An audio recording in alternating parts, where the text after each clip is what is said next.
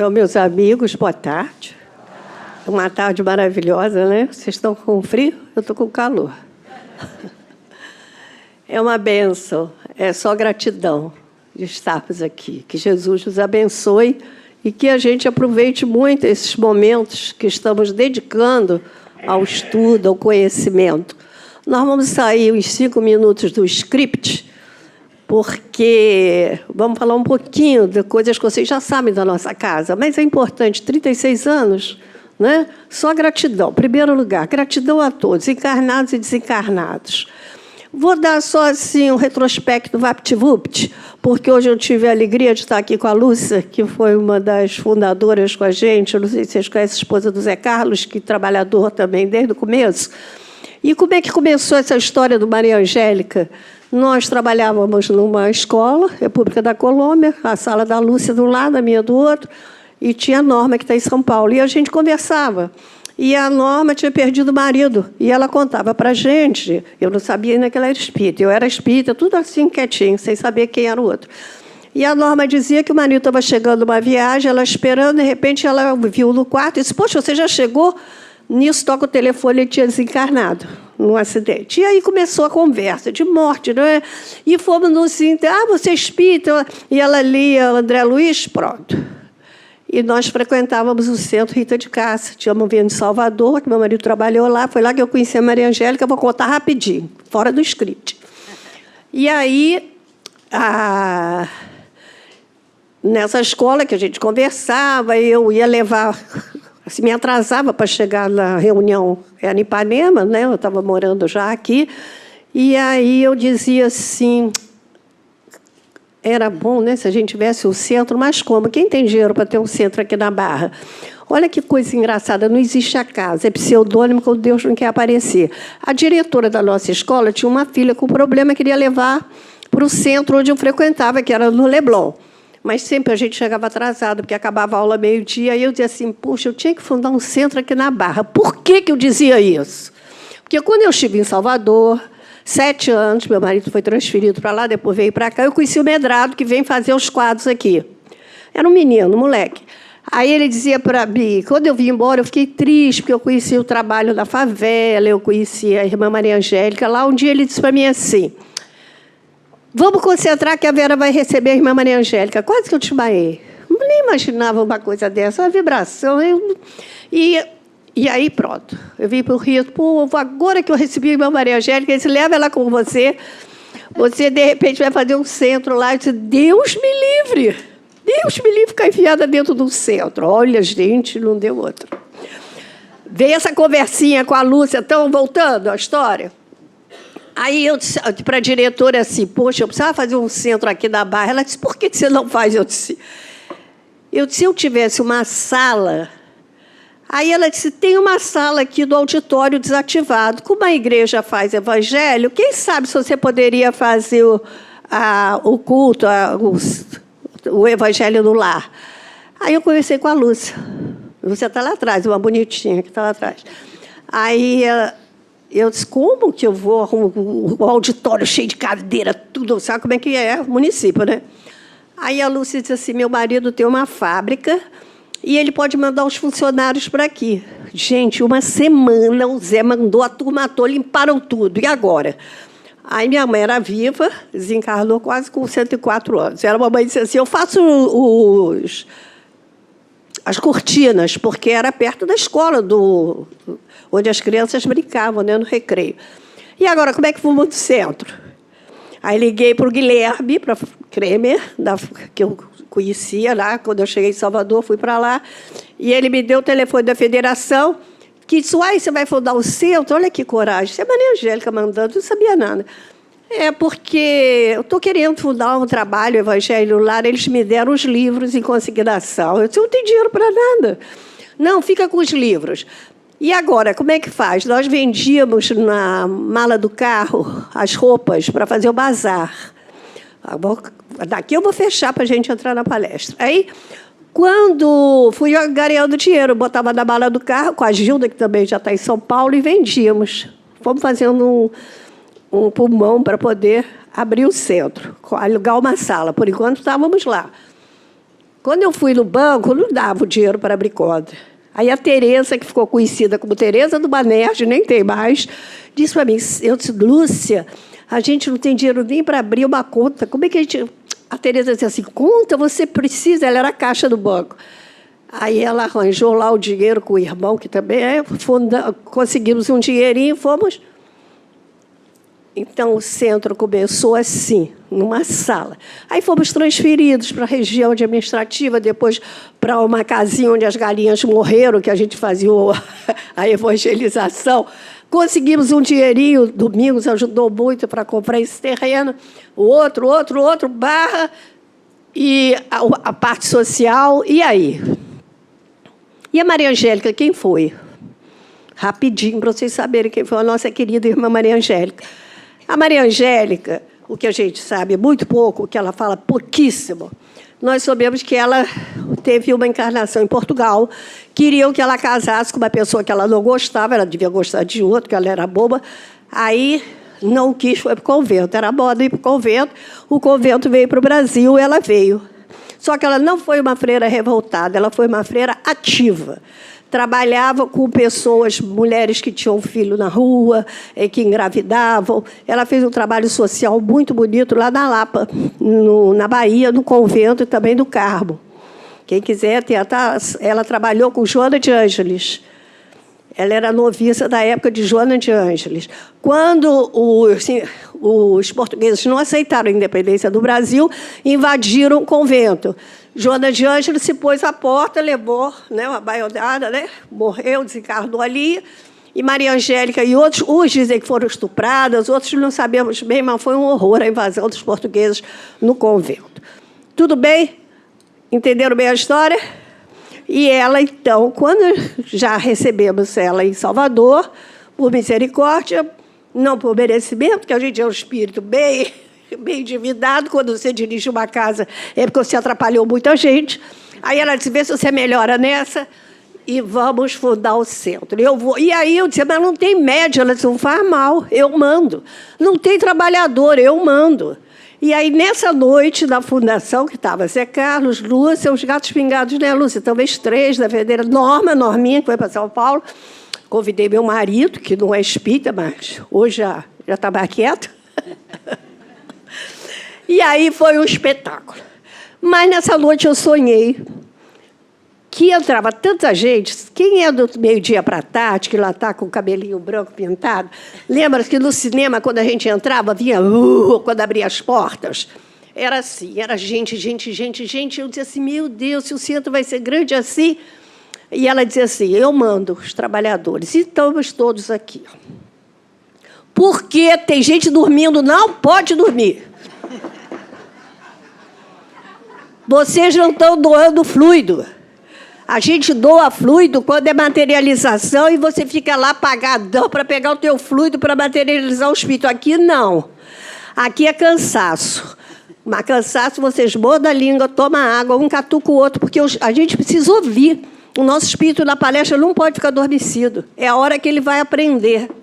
Então, faça um esforço. É uma hora horrível. Eu não aguento essa palestra desse horário, mas se vocês estão aqui é porque vocês merecem. Agora vamos, vocês já sabem, o retrospecto da Casa Espírita. E outra coisa que a Maria Angélica dizia, numa mensagem recebida pelo Medrado, ela dizia assim, foi a primeira mensagem que ela passou, toda casa que se ergue, mesmo recebendo um nome tão imerecido, imagina, recebe as bênçãos do mais alto.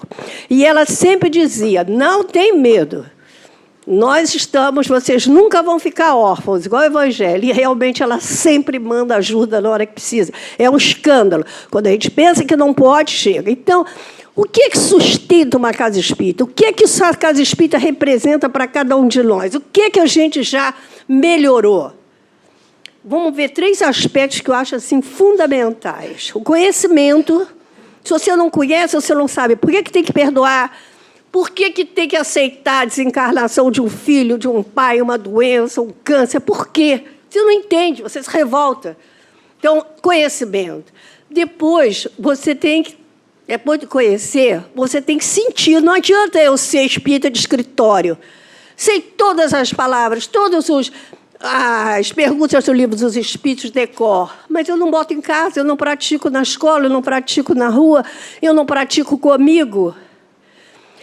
É importante o conhecimento? É, porque água mole e pedra dura, tanto bate até que fura.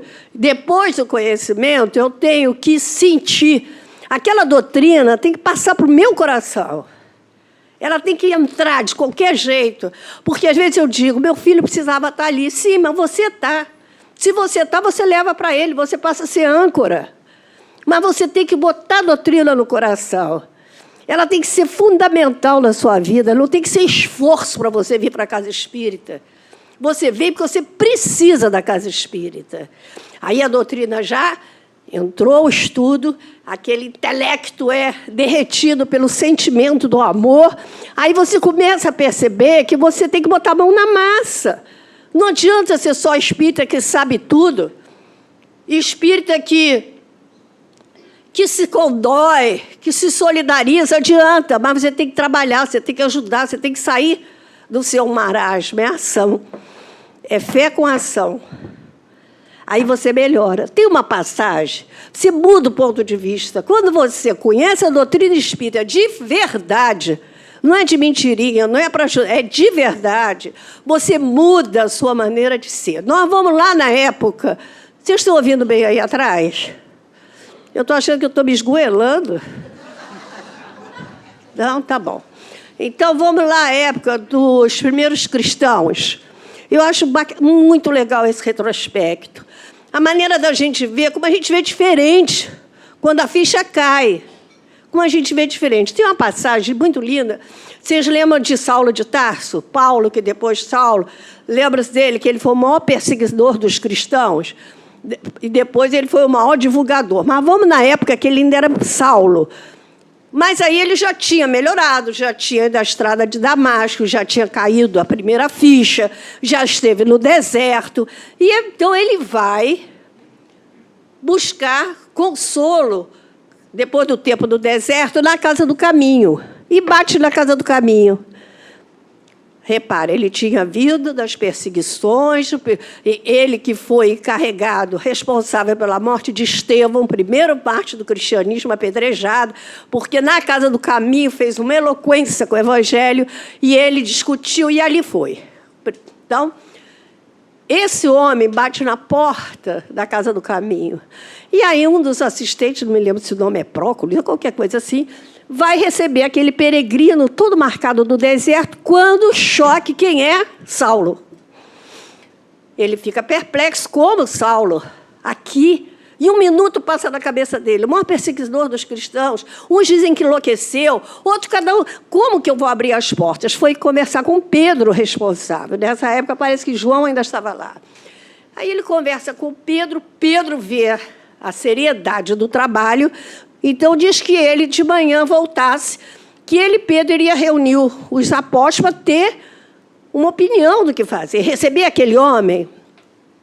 Aí Paulo, recebendo Saulo, ainda é Saulo, recebe a notícia, fica muito triste, mas imediatamente lembra de tudo que ele fez e lembra que eles tinham que ter realmente essa atitude. Como é que eu botar qualquer um na casa, aquele que perseguiu todos os cristãos? Paulo entendeu, ficou lá no lugar, esperando, e no dia seguinte, então, houve a reunião. Agora, o mais bonito dessa reunião, houve aquela discussão, um grupo achava que não podia receber, porque contaram aquelas histórias todas. E que ele devia ser, como dizem as escrituras, que ele podia ser o lobo, como se, com pele, de ovelha, que ia destruir todo o trabalho ali dos doentes. E outro grupo ponderava no que poderia ser. Quando Pedro está nesse retrospecto, querendo, vem uma visão, e ele se lembra da última reunião de Jesus com os apóstolos, antes da crucificação. Isso não vem na cabeça da gente quando a gente tem que tomar uma decisão? Vem na cabeça de Pedro, Jesus dizendo, preparando os apóstolos para tudo que ia acontecer, que eles teriam muitas aflições, mas que ele sempre estaria com eles. E que ele iria para um lugar onde os apóstolos não poderiam estar com ele, mas que ele sempre estaria presente. Isso é para a gente. Sempre ele vai estar presente. Aí Pedro, impulsivo, Pedro é muito parecido com a gente, né? Impulsivo, ele pergunta, está falando o microfone aí? Estou achando esse microfone muito careta. Aí, essa casa já foi melhor. Então, Pedro, muito impulsivo, pergunta, então, Senhor, você acha que eu não sou homem para te seguir? Você acha que eu não posso te defender? Onde você vai, eu vou também. E Jesus, olha, dessa maneira de você ver, carece muitos ensinamentos. E ele continua. E aí, Jesus diz, Pedro, o homem é mais frágil do que perverso. Antes do galo cantar, 3 vezes você vai me negar. E Pedro guardou aquilo e foi-se. Nisso chega Judas com a comitiva. Pedro, impulsivo, vai, mete a espada, não tem uma história assim? Jesus diz, Pedro, você carece de novos ensinamentos. Aí ele ainda questiona, porque ele era questionador. E Jesus, Pedro, o homem no mundo é mais frágil do que perverso. E aí Jesus é preso. Os apóstolos, com medo, cada um vai para o seu canto. Pedro e João ficam ali, na espreita, para ver o que vai acontecer. Jesus vai sendo levado para o pátio, onde é a casa de Caifás. É interessante que os ricos tinham aquelas casas com aqueles jardins, e tinha uma cela que dava para a rua, para onde o povão estava, porque era a época da Páscoa, todos iam para lá. Era muito importante que Jesus estivesse preso ali, para que todos vissem. Até um pouco antes, a multidão toda ovacionou Jesus. Olha nós aí. De repente, todo mundo conta, ainda vão dizendo Barrabás mais tarde. Você vê como é que nós ainda não estamos no ponto que precisávamos estar, mas, graças a Deus, já estamos... Respondam, gente, aqui. Graças a Deus, já estamos... Aqui. Já estamos aqui. Muito bem. E aí, uma senhora pergunta, João vai avisar a Maria e Pedro fica na espreita. Aí uma senhora pergunta, e você, né? Você estava ali com ele, né? O que é que Pedro diz? Eu não conheço esse homem. Tudo bem, passou. Mais adiante ele foi se espreitando, foi lá. Rapaz, não é que você é seguidor dele? Nem o conheço. Olha nós aí. E no último, foi demais. Olha, foi ele que cortou a orelha. Eu? Tá louco. O que aconteceu? O galo cantou. Não vou cantar aqui o galo, né? O galo canta. Agora que é o nosso trabalho, que é lindo, belo, para vocês verem como ele recebeu o Saulo Paulo ali. Ele está na reunião. Estão lembrados que ele está na reunião? Ele está lucubrando isso, está vindo na cabeça dele. Aí ele, nisso, que o galo canta, imagina, ele negar Jesus 3 anos com ele, andando com ele para tudo que é lado. Menina, ele fica num desespero, cai a ficha. Quando cai a ficha, que ele vê toda a besteira que ele fez, ele olha para o pátio, para a prisão, está aquele olhar sereno de Jesus que não condena. Ele fica ali. Vocês já imaginaram? Se imaginem isso. Andar com Jesus 3 anos, negar Jesus. E quando você pensa que você vai ser recriminado, que viu o que você fez, por que você fez isso? O olhar sereno de Jesus, de quem entende e perdoa. Nisso, ele lembra. O que é que Jesus falou? Pedro, o homem no mundo, quem lembra? É mais frágil do que perverso. Guardou a mensagem? Aí eles podem abrir, vamos recebê-lo. E Barnabé, que foi o grande amigo dele, foi receber ele foi dali, foi conhecendo, mudou o olhar, sendo o maior divulgador, Paulo, do cristianismo. Olha que lição escandalosa. Como é que a gente olha as pessoas? Como é que Jesus olhava as prostitutas? Como é que Jesus olhava o malfeitor? Quando a gente vê no Evangelho, caridade para com os criminosos, caramba, o que quer dizer isso? É aceitar o erro? Não. É orar pelo criminoso. Quem mais precisa é o criminoso. Isso me lembra da minha família. Sempre tenho uma ovelha danada da família, né? E eu me lembro que a minha mãe dizia assim: vocês têm que orar mais pelo fulano.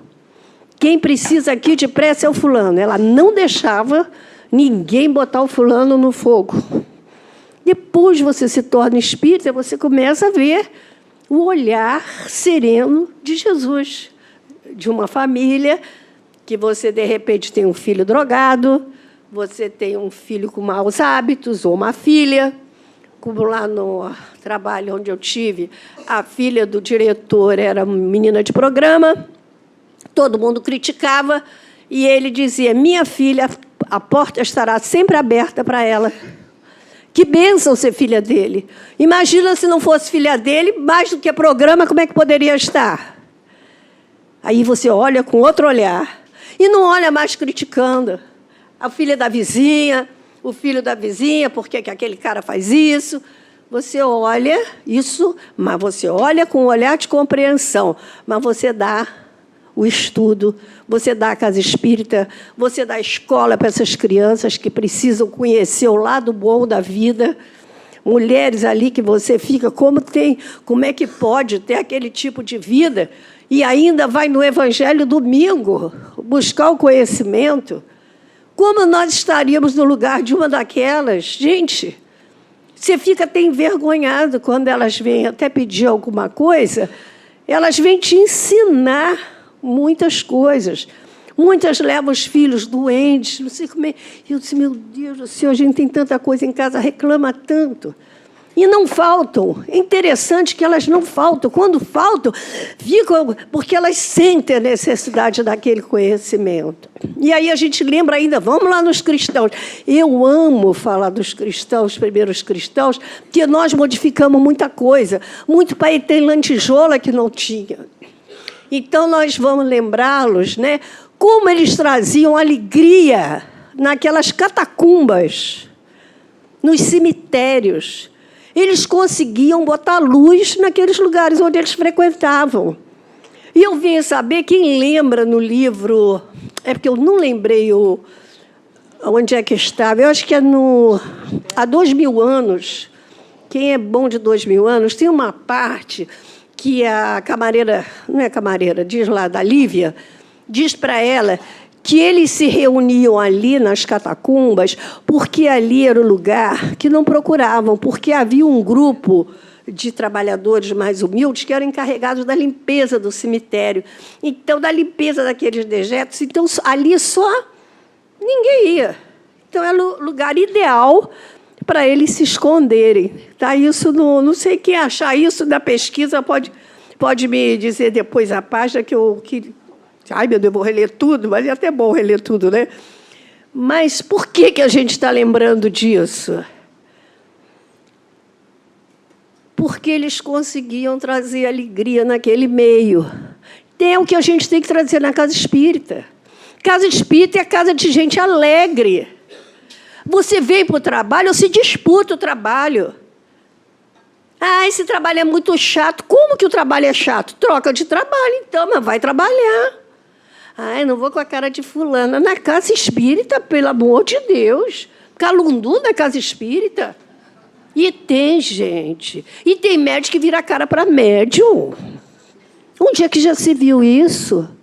Quando a gente tem aqui que olhar com outro olhar. Sabe lá o que o fulano está passando? Sabe lá se ele é bipolar? Sabe lá se não tomou remédio? Sabe lá qual é a dele? De repente, são pessoas maravilhosas, mas estão dando tilt, e daí? E você? Está aí fazendo o quê? Você é alguma Coca-Cola melhor que ele? Então, isso é para a gente acordar. Quando eu lembro deles, eu fico parada. Gente, como é que os cristãos iam nas catacumbas, fazendo, sabendo que iam ser perseguidos? Tem a história de um que eu acho maravilhosa, também está nesse livro, eu acho, de Cleófas. Tinha que ser levada uma mensagem para para Jerusalém, para sei lá, que ele, quem levasse não ia voltar, não tinha condição. Na hora que entregasse, ia ser decepado. E ele vai levar com maior amor, sabendo que ele não teria volta. Porque já compreendia. Não existe morte. Vocês têm medo da morte danada? Eu acho que eu não sei se eu tenho. Na hora que eu vou saber se eu vou ter, eu vou saber se eu vou ter mesmo. Porque não tem aquela história de São Pedro? Eu acho essa história ótima. Eu até me coloco, como é que eu ia ficar? São Pedro disse para a morte assim, ó, você vai lá naquela cidade do interior, não é a cidade de vocês, não é? Eu quero que você traga 10. Eu preciso de 10. Que você traga 10 para mim aqui hoje. Uma semana, São Pedro. Uma semana para levar 10, uma semana. Tá bom. Passou uma semana, cadê a morte que não chegou? Aí, mais um pouquinho, lá vem ela, com 30. São Pedro disse, olha, o trato não foi esse. Eu disse que 10 estariam na hora. Por que você trouxe mais? Ah, São Pedro, quando eu cheguei lá, 20 morreram de susto.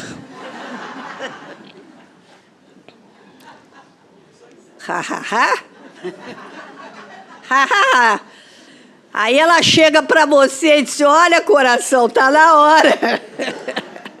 Sua malinha está pronta? O que tem na sua mala? Eu dei para você 50 anos. 50 anos é pouco. Vamos botar 80, que está começando a juventude. Eu dei para você 80. O que você fez nesses 80 anos? Só reclamou? Eu dei tantas possibilidades para você. Você anda, você fala, você tem um trabalho. O que você fez nesses 30 anos? Olha que avaliação. Aí Santo Agostinho diz para a gente, toda noite, para e vê como é que está teu andar. O que é que você pode fazer de melhor? O que é que essa casa espírita, com todo conforto, representa para você?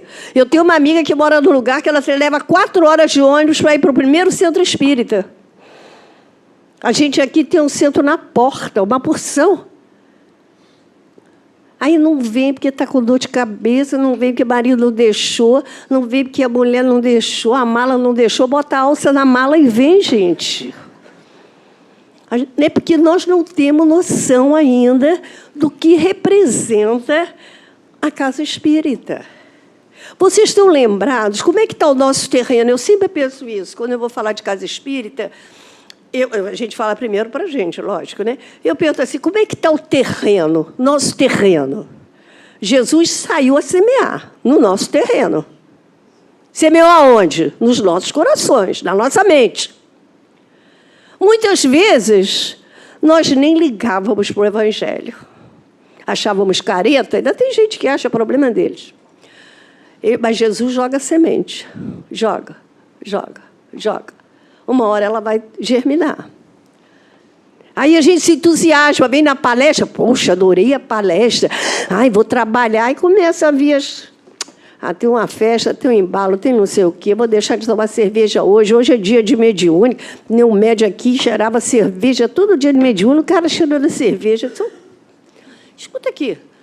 Tem muitos anos isso. Ele já até desencarnou, meu amigão. E eu disse assim, cara... Está cheirando a cerveja? Eu tomo todo dia no almoço uma cervejinha. Eu disse, tá bom, a gente não é carola, nada disso. Dia de mediúnica, não toma cervejinha. Porque o álcool fica, dá trabalho, aí fala de fluido, aí... Nunca mais, ele até exagerou, porque aí na semana eu não tomava mais a cervejinha. Então, você vai entendendo... Faz mal cerveja? Não, faz mal se você vai ser alcoólatra, vai alimentar outros, porque quando você bebe e não para de beber, outro bebe com você. Aí você vai aprender isso no estudo. É difícil? É uma doença. Aqui tem o Pablo, que ajuda em qualquer tipo de dificuldade, é doença. Ninguém tem que falar mal de nada, é doença. Só que quando você estuda, Você vai para a casa espírita, você vai fazer o curso, você vê, caramba, eu não bebo sozinha, aproveitam dessa minha dificuldade e bebem junto comigo. Eu sou canudo de alguém. Vocês querem ser canudo de desencarnado? Deus me livre. Então, prece. Outra coisa importante que muita gente não dá valor aqui, eu acho que dá. Quer ver? Vou fazer a pergunta que não quer calar. Quem faz evangelho no lar? Nossa, poucos vão para o umbral aqui. É muito bom, é Jesus na nossa casa, a gente não tem noção. É Jesus, mas Jesus quer que a gente faça e trabalhe. Tem a história daquele homem que queria ver Jesus, ele era um maior trabalhador, daqueles mesmo de botar a mão no arado, de ir na quentinha, cuidar de dar água para mendigo, era... E aí o sonho da vida dele era ter um encontro com Jesus. O meu também, né? O teu também, né? Quem imagina Jesus bater lá, abrir a porta. Quando ele está muito assim, que ele está arrumando as coisas para ir para o trabalho, quem ele vê na frente dele, na casa dele? Jesus. Jesus, que maravilha, você está aqui. Aí, aquela coisa na cabeça. Meu Deus, eu tenho um compromisso com o trabalho. Estão me esperando. As velhinhas, os doentes. Ai, Jesus aqui, tudo que eu queria na vida. Jesus, me perdoa, mas eu vou ter que ir para o trabalho. Aí foi, limpou, catou piolho, fez tudo o que faz, né? Quando ele volta, quem está lá cheio de luz na casa dele? Jesus. Meu filho, se você ficasse aqui, eu teria que ir embora fazer o seu serviço.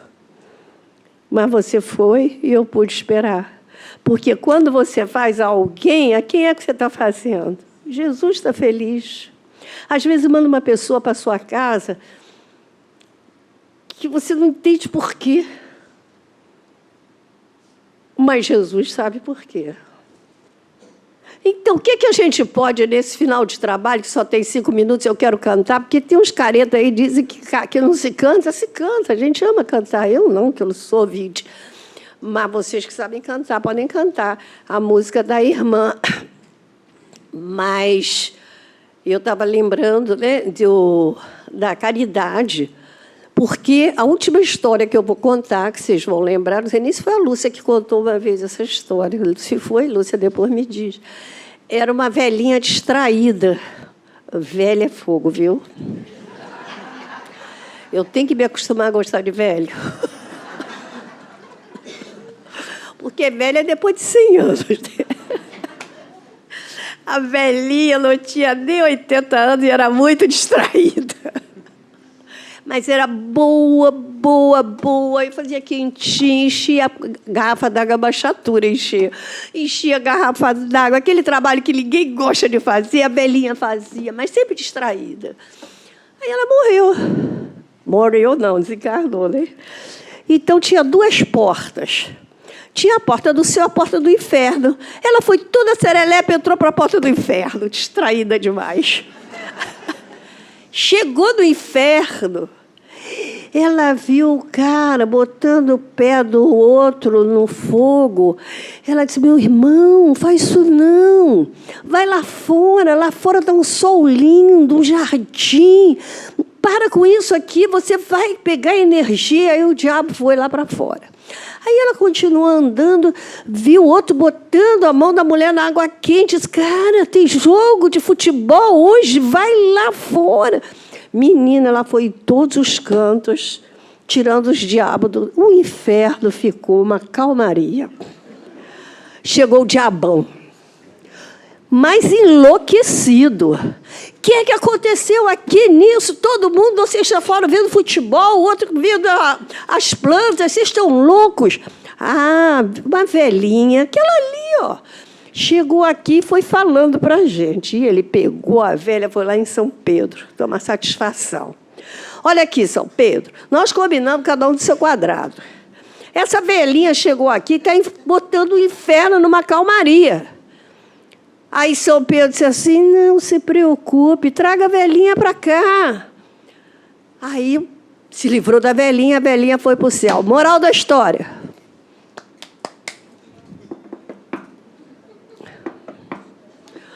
Quando se faz a caridade, até o diabo ajuda. Porque ela era muito boazinha. A gente não precisa da caridade do diabo, né? Não existe diabo na comunidade, a gente não pode contar isso. Mas a gente vê que o bem faz bem. Casa espírita é lugar de gente feliz, de gente alegre, de gente bonita, porque não existe feio. Feio é o carrancudo, é o chato.